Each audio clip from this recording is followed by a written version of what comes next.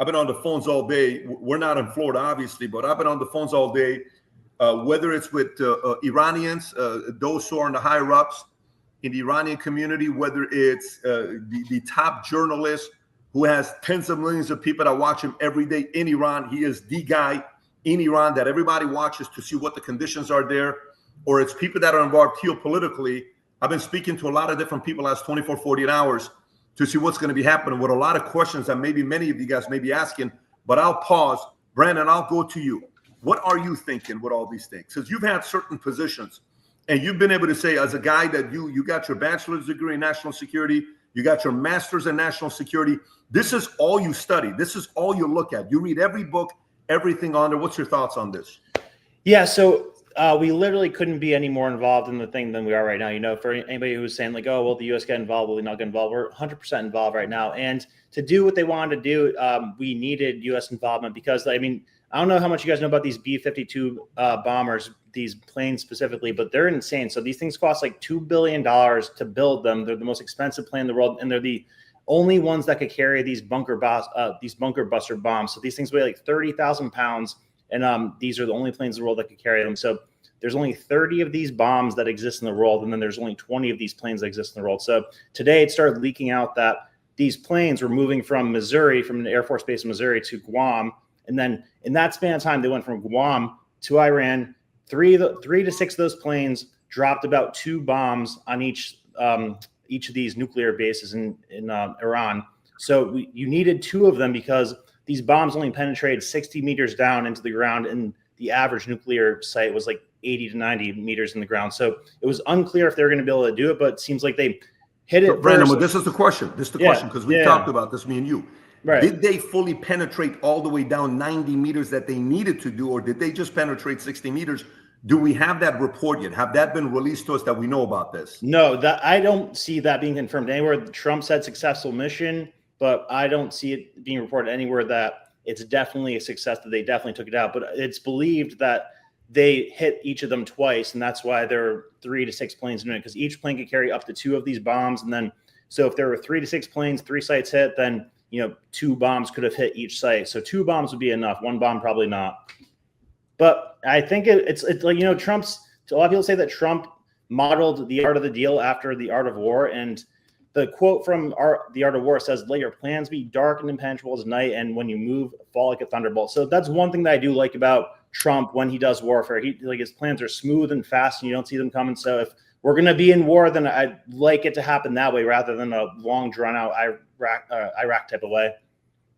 Yeah, I mean, as you're looking at this here, there is one, Rob, with the lady. This is not the one. It's another one that's from Isfahan that I sent you earlier. I don't know if you have it or not. If you don't have it, it's in our notes. I know this is last minute, so I don't expect you to have it right off the bat. The team was so instrumental of getting some of this stuff to be done. And by the way, there's riots right now going on in New York. Did you see that right there, Rob? I don't know if you've seen that one. And if you can do me a favor and show this, people are taking advantage of this situation. Please verify this before you show it. But to me, if you notice what Trump said in his speech, something you don't hear often for him to say, you could tell as a leader, you know what I felt? You could tell he's grappling with this decision. You could tell, because if you go watch the 2-minute speech he just gave that we reacted to, watch the last 30 seconds. Rob, if you can go back, I don't know if that's out there for us to just watch the last 30 seconds. Look how he finishes the last 30 seconds and what he says. It's not the typical way Trump finishes talks. Look who he thanked. Why did he say that? Go to the last 30 seconds. Go back a little bit more. Go back. Okay, play from right there if you could.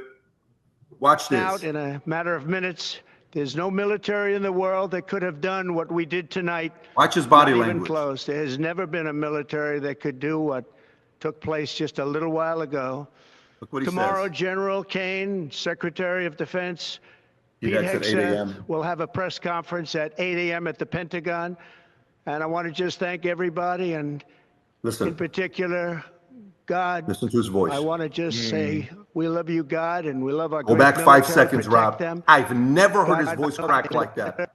Listen, everybody listen. We'll have a Don't press move and just listen. Go ahead, Rob. We'll have a press conference at 8 a.m. at the Pentagon.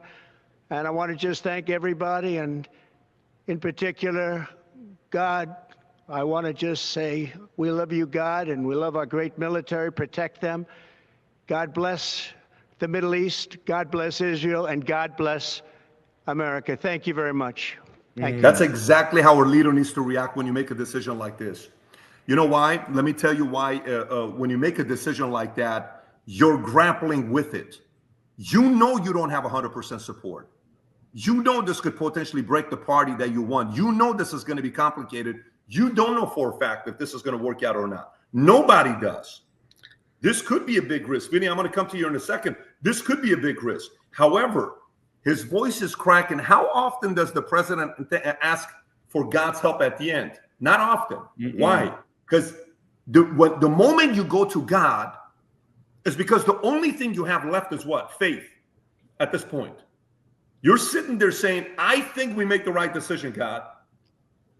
I think we did the right thing. We need you from here on. We've never heard the president talk like this.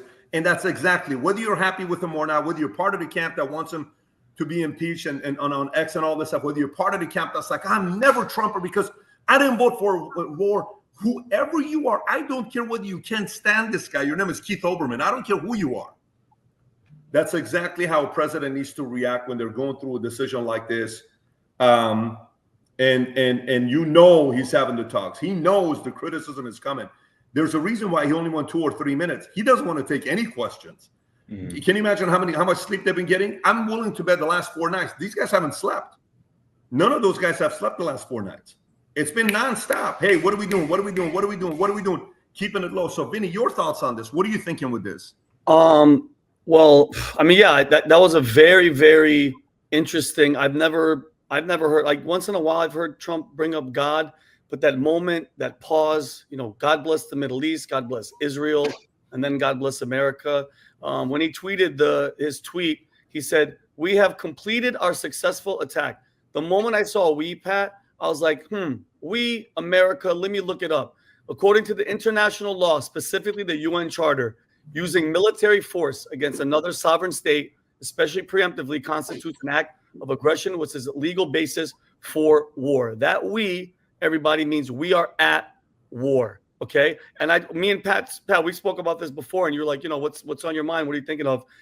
I'm not one of those people, guys. I voted for Trump. I've been with Trump since 2016, when it wasn't cool, when it wasn't the dancing, when it was just, I knew he loved America. I knew the mission. I knew what he wanted to do with all the Hillary Clinton, with everything. Then he was in. We had Russia collusion, no new wars. Biden and them came in. By the way, gave Iran and unfroze $6 billion.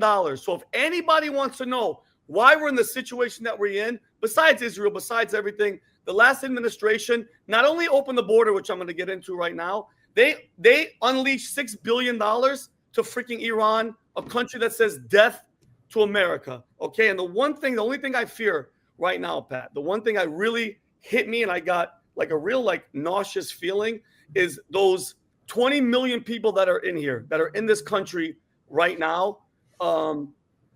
Which one of them is going to do something and blow something up? What Tom Homan said, Pat, about doing something horrible that's going to be worse than 9/11. When it happens, who is going to be behind it? Because I guarantee you, what made me say, let's go and bomb the shit out of Iraq, even though it was a lie, was 9/11. That made us go, you know what? Let's go and kill everybody. Okay. So now that 60-40 split, Pat, mind you, I still support Trump no matter what. I'm not happy. You know, everybody's always like, oh, you guys, you're jumping ship. No, I can be disappointed in the decision because as a veteran, I don't want war. But this situation, if something does freaking happen, who is it going to be? Who's going to be behind it? And who are they going to blame? Because the only way to get that 40% to join that 60 is something bad happens here and they point Iran. Then that 40% is going to join the 60%. And then it's all over. Another Iraq, another Afghanistan. Pat. Yeah, so look, a very valid concern of what you have here in regards to what could happen with this in the States. And I see that USA hat fires me up. I know this is a phase of fear porn, scared, I don't know what to do, all this other stuff. This is when leaders rise up. This is when leaders rise up and believe the future looks bright. It's okay for us to be a little bit paranoid. It's okay for us to be a little bit concerned. We ought to be. It's okay for us to be worried about our kids, our safety, our family, all of that stuff. That's what leaders do. It's our job. The burden comes with it. But no matter how much burden you got, you just saw that man right there, what he did. This is why we love the Future Looks Bright brand. Rob, can you go to vtmerch.com, show those hats right there, USA? I love when I see these Future Looks Bright USA hats. Go to vtmerch.com, folks. This is the time to represent this. We want to have 1 million people wearing this because we want more people to be optimistic about the future of America. We want more people to sport this when they're out there, to say, I'm proud. I am proud to be American. I am proud. I am proud to be able to represent that. If that's you, go to vtmerch.com. If you enjoyed this video, you want to watch more videos like this, click here. And if you want to watch the entire podcast, click here.